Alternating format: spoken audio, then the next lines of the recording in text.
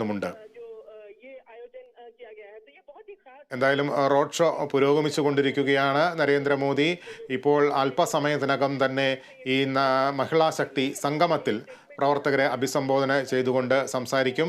ദൃശ്യങ്ങളിൽ പ്രകടമാണ്. വളരെ കർശനമായ, വളരെ ശക്തമായ സുരക്ഷാ ക്രമീകരണങ്ങൾക്ക് നടുവിലാണ് ഈ റോഡ് ഷോ പുരോഗമിക്കുന്നതെങ്കിൽ കൂടി പ്രവർത്തകർ വലിയ രീതിയിൽ അവിടെ തിങ്ങി നിറഞ്ഞിട്ടുണ്ട്. പ്രവർത്തകരുടെ പുഷ്പവൃഷ്ടിക്ക് നടുവിലൂടെ നരേന്ദ്രമോദി ഇപ്പോൾ അദ്ദേഹം പ്രവർത്തകരെ അഭിവാദ്യം ചെയ്തുകൊണ്ട് മുന്നോട്ട് നീങ്ങുകയാണ്. BJP സംസ്ഥാന അധ്യക്ഷൻ K. സുരേന്ദ്രനും സുരേഷ് ഗോപിയും ആ വാഹനത്തിൽ ജനങ്ങളെ അഭിസംബോധന ചെയ്യുന്നുണ്ട്. അല്പസമയത്തിനകം തന്നെ ഈ റോഡ് ഷോ സമാപിക്കും. റോഡ് ഷോ സമാപിച്ച ശേഷമാണ് പൊതുസമ്മേളനത്തിലേക്ക് പോവുക. പൊതുസമ്മേളനത്തിൽ നരേന്ദ്രമോദി എന്തു പറയും എന്നുള്ളതിലാണ് ഏറ്റവും പ്രധാനപ്പെട്ട ഒരു ആകാംക്ഷ നിലനിൽക്കുന്നത്.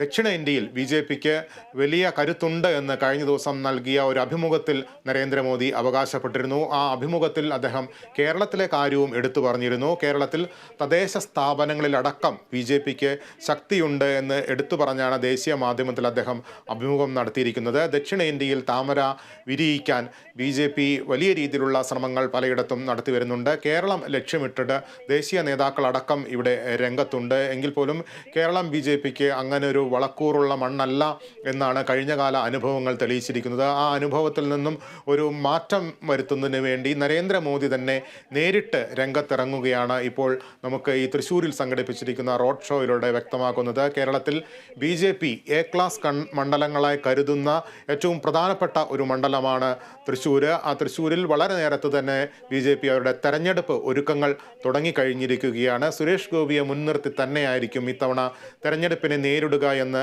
വ്യക്തമാക്കുന്ന രീതിയിലാണ് ഇപ്പോൾ പ്രധാനമന്ത്രിയുടെ റോഡ് ഷോ തൃശ്ശൂർ സ്വരാജ് റൗണ്ടിൽ പുരോഗമിക്കുന്നത്. അല്പസമയത്തിനകം തന്നെ അദ്ദേഹം ഇവിടെ BJPയുടെ മഹിളാ സംഗമ വേദിയിലേക്ക് എത്തിച്ചേരുകയാണ്. ഏതാണ്ട് ഈ റോഡ് ഷോ സമാപനത്തോട് അടുക്കുന്നു എന്നാണ് മനസ്സിലാക്കാൻ കഴിഞ്ഞിട്ടുള്ളത്. സ്വരാജ് റൗണ്ടിൽ തിങ്ങി നിറഞ്ഞിരിക്കുന്ന പ്രവർത്തകർക്ക് നടുവിലൂടെ, പ്രവർത്തകരുടെ പുഷ്പവൃഷ്ടിക്ക് നടുവിലൂടെ BJPയുടെ ഒരു തെരഞ്ഞെടുപ്പ് പ്രചരണ യാത്ര എന്നുള്ള രീതിയിൽ തന്നെയാണ് ഇപ്പോൾ ഈ റോഡ് ഷോ പുരോഗമിക്കുന്നത്. പ്രവർത്തകരെ അഭിവാദ്യം ചെയ്തുകൊണ്ട് പ്രധാനമന്ത്രി നരേന്ദ്രമോദി അദ്ദേഹം ഇപ്പോൾ സ്വരാജ് റൗണ്ടിലൂടെ റോഡ് ഷോയായി ഈ മഹിളാ ശക്തി സമാപന വേദിയിലേക്ക് എത്തിക്കൊണ്ടിരിക്കുകയാണ്. അവിടെ സമ്മേളന വേദിയിൽ ഇപ്പോൾ നിരവധി നേതാക്കൾ സംസാരിക്കുകയാണ്. മോദി എത്തിക്കഴിഞ്ഞാൽ അദ്ദേഹം ഈ വേദിയെ അഭിസംബോധന ചെയ്ത് സംസാരിക്കും. അദ്ദേഹത്തിൻ്റെ വാക്കുകൾ വളരെ പ്രധാനമാണ്. രാഷ്ട്രീയപരമായിട്ട് BJP ഏതു രീതിയിലായിരിക്കും കേരളത്തിൽ അവരുടെ പ്രവർത്തനങ്ങൾ മുന്നോട്ട് നീങ്ങുക എന്നതിൻ്റെ വ്യക്തമായ സൂചനകൾ പ്രധാനമന്ത്രിയുടെ വാക്കുകളിൽ ഉണ്ടാകുമെന്ന് കരുതാം. എന്തൊക്കെ പ്രഖ്യാപനങ്ങൾ അദ്ദേഹം നടത്തും എന്നുള്ളതും ഏറ്റവും പ്രധാനപ്പെട്ട ഒരു കാര്യം തന്നെയാണ്. അതിലേക്കാണ് എല്ലാവരും ഉറ്റുനോക്കുന്നത്. ന്യൂനപക്ഷ വിഭാഗങ്ങളെ ലക്ഷ്യമിട്ട്, പ്രത്യേകിച്ച് ക്രൈസ്തവ വിഭാഗങ്ങളെ ലക്ഷ്യമിട്ട് BJP നടത്തുന്ന പ്രവർത്തനങ്ങൾ അത് ദേശീയ നേതൃത്വത്തിൻ്റെ ഏറ്റവും ഒരു അനുവാദത്തോടു കൂടി, അവരുടെ നേരിട്ടുള്ള നിയന്ത്രണത്തിൽ കൂടി തന്നെയാണ് പല പ്രവർത്തനങ്ങളും നടന്നു വരുന്നത്. ഈ കഴിഞ്ഞ ക്രിസ്മസ് ദിനത്തിൽ പ്രധാനമന്ത്രി തന്നെ ക്രൈസ്തവ മതമേലധ്യക്ഷന്മാർക്കും മറ്റ് പൗരപ്രമുഖർക്കുമൊക്കെയായി ന്യൂഡൽഹിയിൽ വിരുന്നൊരുക്കിയിരുന്നു. അതോടൊപ്പം തന്നെയാണ് കേരളത്തിൽ സ്നേഹ സന്ദേശ യാത്രയുമായി BJP നേതാക്കൾ നിരവധി ക്രൈസ്തവ മതമേലധ്യക്ഷന്മാരെ സന്ദർശിക്കുകയുമുണ്ടായി. അങ്ങനെ ഒരു സാഹചര്യം കേരളത്തിൽ നിലനിൽക്കുന്നുണ്ട്. ആ ഒരു സാഹചര്യത്തിലാണ് നരേന്ദ്രമോദി ഇപ്പോൾ കേരളത്തിലേക്ക് എത്തിച്ചേർന്നിരിക്കുന്നത്. റോഡ് ഷോ ഏതാണ്ട് സമാപിച്ചിരിക്കുകയാണ്. അല്പസമയത്തിനകം തന്നെ പ്രധാനമന്ത്രി ഈ വേദിയിലേക്ക് എത്തിച്ചേരും. അവിടെ മറ്റ് നേതാക്കൾ ഇപ്പോൾ സംസാരിച്ചു കൊണ്ടിരിക്കുകയാണ്. നിരവധി പ്രമുഖരായ വ്യക്തിത്വങ്ങളെ വേദിയിൽ എത്തിച്ചുകൊണ്ട് തന്നെയാണ് ഈ മഹിളാ ശക്തി സംഗമം BJP ഇപ്പോൾ തൃശ്ശൂരിൽ നടത്തുന്നത്. വിവരങ്ങളുമായി തൃശ്ശൂരിൽ നിന്ന് അനീഷ് ചേരുന്നുണ്ട്. അനീഷ്, നമുക്ക് ഈ ദൃശ്യങ്ങളിൽ കാണാം തൃശ്ശൂരിനെ ഒരു വലിയൊരു മറ്റൊരു തൃശ്ശൂർ പൂരം തന്നെ ഒരുക്കി തന്നെയാണ് BJP ഈ സമ്മേളനം വിഭാവനം ചെയ്തിരിക്കുന്നത്. അതിൻ്റെ ഒരു പ്രതിഫലനം ഈ ആൾക്കൂട്ടത്തിൽ തന്നെ കാണാം. നരേന്ദ്രമോദിയുടെ റോഡ് ഷോ എത്രത്തോളം ആവേശഭരിതമായിരുന്നു?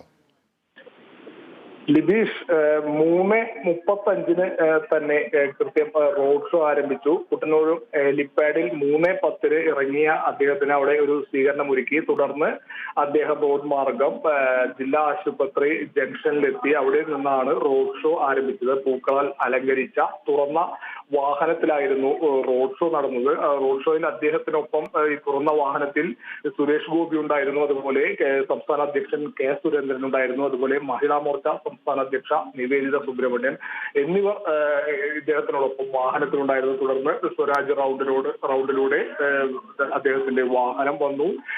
ഇരു വശങ്ങളിലും ജനസാഗരം തന്നെയായിരുന്നു എന്ന് വേണം നമുക്ക് പറയാൻ. അക്ഷരാർത്ഥത്തിൽ പുഷ്പവൃഷ്ടി വരെ അദ്ദേഹത്തിന് കാണേണ്ട ഒരു സാഹചര്യം. അത്രയും ആവേശത്തോടെയാണ് പ്രവർത്തകരും അണികളും ഉൾപ്പെടെയുള്ളവർ അദ്ദേഹത്തെ ഒരു നോക്ക് കാണാനായി ഇരുവശങ്ങളിലും തടിച്ചുകൂടിയത്. തുടർന്ന് 1.5 കിലോമീറ്ററോളം ഏകദേശം റോഡ് ഷോ സ്വരാജ് റോഡിലൂടെ വന്ന് ആദ്യഘട്ടത്തിൽ നമ്മൾ എല്ലാവരും കരുതിയിരുന്നത് നായ്ക്കനാലിലെ സമ്മേളന വേദിയിലെ സ്റ്റേജ് പ്രത്യേകം തയ്യാറാക്കിയ സ്റ്റേജിന് പുറകിലൂടെ അദ്ദേഹത്തിന്റെ വാഹനം സമ്മേളന വേദിയിലേക്ക് കയറും എന്നായിരുന്നു. പക്ഷേ എല്ലാവരെയും തെറ്റിച്ചുകൊണ്ട് അദ്ദേഹം നേരെ അദ്ദേഹത്തിന്റെ വാഹന വ്യൂഹം അല്പം കൂടി സ്വരാജ് റൗണ്ട് വഴി പോയി നെഹ്റു പാർക്കിന് സമീപം പ്രത്യേകം തയ്യാറാക്കിയ വഴിയിലൂടെ തേക്കിൻകാട് മൈതാനിലേക്ക് പ്രവേശിക്കുകയായിരുന്നു.